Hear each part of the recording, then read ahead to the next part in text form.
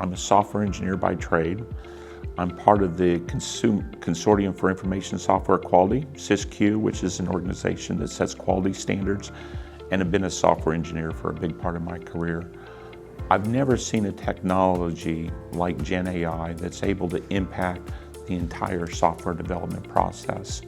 If you go all the way from the beginning, we'll hear all sorts of numbers, 40 to 50% cost reduction or labor reduction because of GenAI. But what you really see is when you break down the entire process on how we do work and how we develop software, you're really talking about incremental gains throughout the entire process, which is incredibly valuable. Incremental gains the same way that you think about incremental gains in fitness or sport, where it's little things doing repetitive that are making a huge difference, and that's what we're seeing. Let me walk through some examples for you. If we take a standard software development lifecycle, we can look at requirements and say, we've got a process where you have a business analyst that sits with a business person, whether that's in a Scrum setting or traditional waterfall setting, and they try to come up with what do they want the system to do. Imagine having that conversation just in real time, just like we're having a conversation today, and you're able to go through, capture that, and pull all of those requirements directly out of the conversation because of GenAI. It structures it, it adds the components, it adds what we call non-functional requirements and functional requirements, all based on that simple conversation. That's going to save hours, days, weeks of effort on that and lead to better requirements.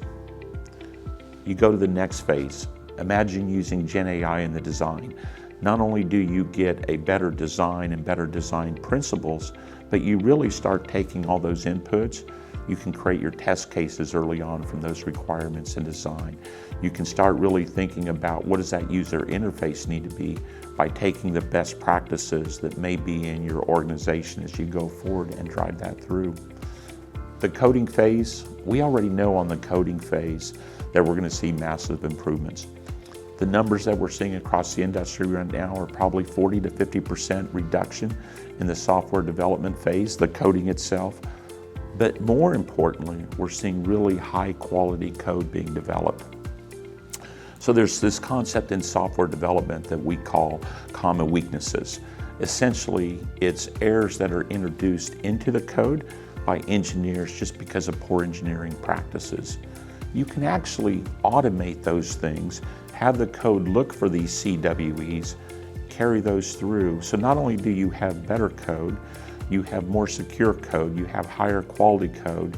And if we can create the environment where developers can learn in that and enhance their skills, I think we're going to have better qualified developers as we go forward as well.